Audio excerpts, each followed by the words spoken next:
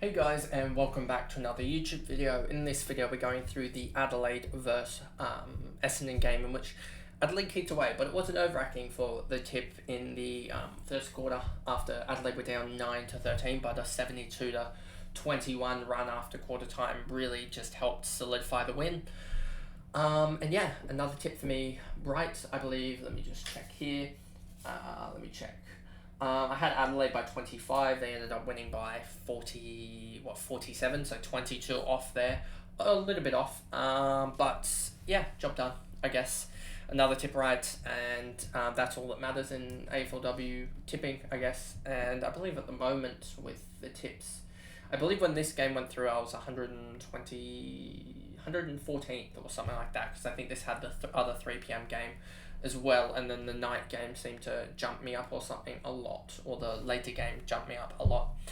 But anyway, let's go through this. So yeah, that was just a really good game for me to get right, and I think I only jumped about 15 or 16, but it was just solidifying that in the tipping, but we'll get to that in that video, and let's get into this one.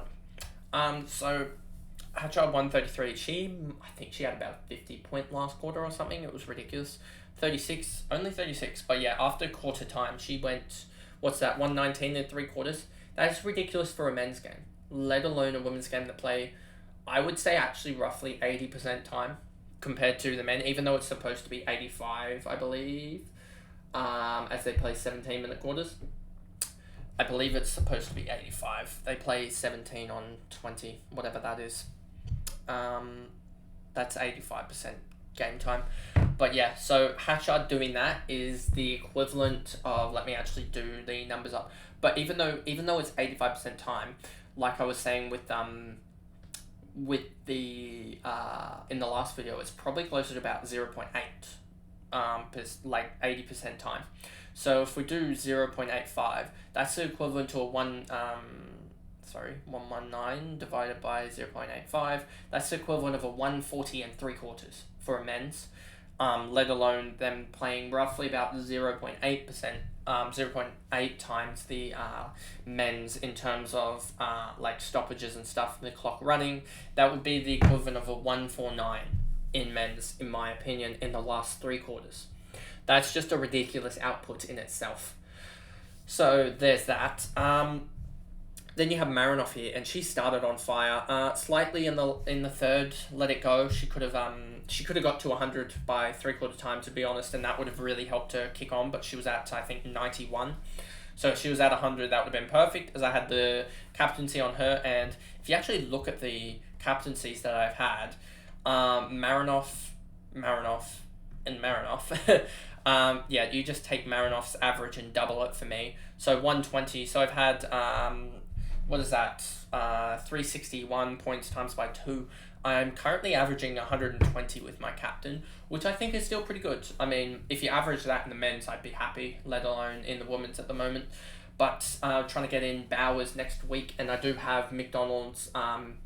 McDonald isn't playing first game of the round, which should be good for me to enable myself to do to use the VC loophole, and that should actually help. As you would have seen with the men's, I got hammered by it in the first couple of rounds. I think I lost potentially 40 or 50 points to the each round to my worst scorer. I think I actually have it here for the men's. Do I? Sheet 1, here it is. Points lost. I lost, I think before I had a VC loophole, I think I lost, as you can see here, 139 points I lost in just not having a loophole. So yeah, that was crazy, and somehow I've not really lost any in the first 3 rounds. I think I've gone highest, and highest. I think that was highest, yeah, except for display. Doesn't seem like it's working properly, as it doesn't display the last rounds, as I didn't have Whitford, or I had Davey, but I didn't have Whitford. So, and I didn't have Riddell, I had Swanson, but and in round 1, I think I actually captained. I didn't captain. Oh no, I didn't. That's off, and that's probably something they've got to look back and check, because It doesn't look like you can really go back and look at your stats for each week. I'm going to have to actually, if I want to do a stats recap, go back and look at the videos for it, because that's just off, as I had Swanson captain actually rather than Marinoff. But Swanson made, I think, 103 or something like that in the first game. So I think I ended up still averaging about 118, 119 for captain. It's pretty close to the 120 just from Marinoff captaining. Ponta 89, Charlton, Gould, Allen, Kelly. Like I said, after her week 1, I didn't necessarily like her role too much. And I didn't think it was that clear. If we look at Kelly here, you can see she is playing, it looks near enough a wing role, as you can see with the Richmond game in round 2, but there's no CBAs. And Single is getting CBAs. So if we look at Gold Coast, and we look at Single here, you'll see 85, 82, and she is named off the bench, but she'll be fine. She might even start, to be honest. But I just liked the role better for Single over Kelly, and role is 95% of the reason why you go for these girls rather than high scoring. I mean, Too Good, I didn't like the role, but she seems to be firing, so she seems to be one of the exceptions to the rule that I sort of apply. Clearly that rule isn't going too well for, as I decided to go against that rule with Nanscorn, and I mean, it might have worked out for me because she's scored 85, and depending on Smith, if we look back and we're like, wow, these two have actually gone up the same amount in the last 2 weeks, well, then I slightly still didn't work out because I couldn't get Garner and I got Riddell instead, which sort of stuffed up.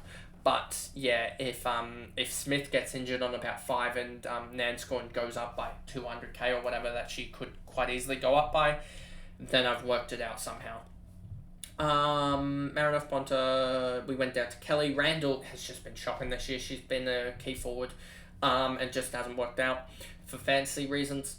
If we look here, but she's still key in goals. Bedell, Ballard, Tunen, Goodwin, and no one else who really matters, to be honest.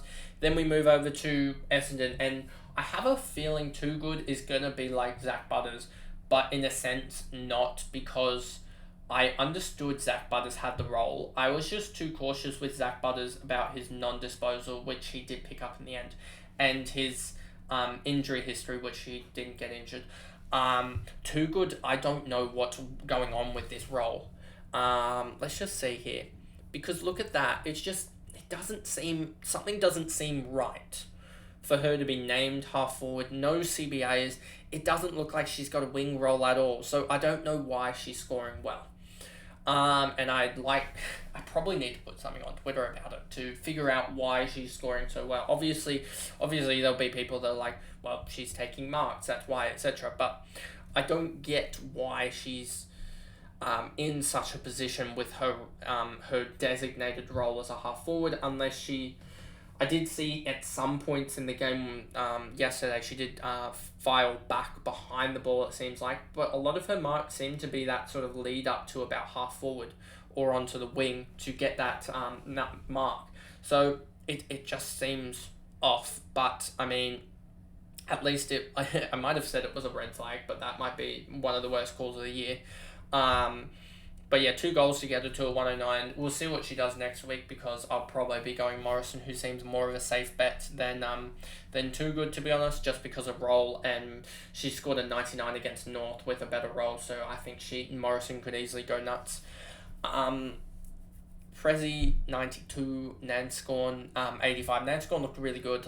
Third quarter killed her. If she went big in the third, that would have been huge, and she would have scored 100, and that would have meant massive cash gen. She probably would have gone up close to 250k potentially, but I'll take a 180, 170k rise out of her, take the 400k down to a non-playing rookie or potentially something else, as I look to potentially get another good rookie scorer out of her, and I could I don't know what I'll do, but I think Nanscorn will probably be gone, or or I might move Stratton down to Taylor or something like that.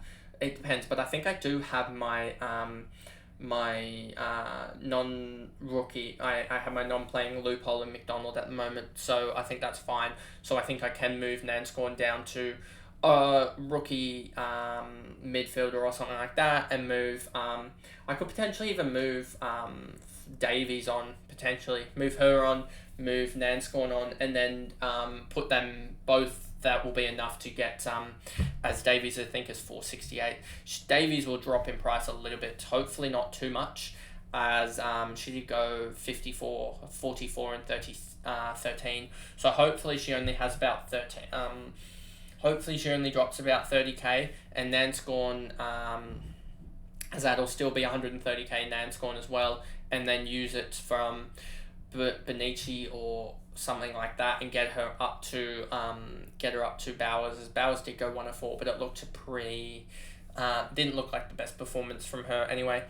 So we'll see what the options say, because there's usually going to be a better option somewhere.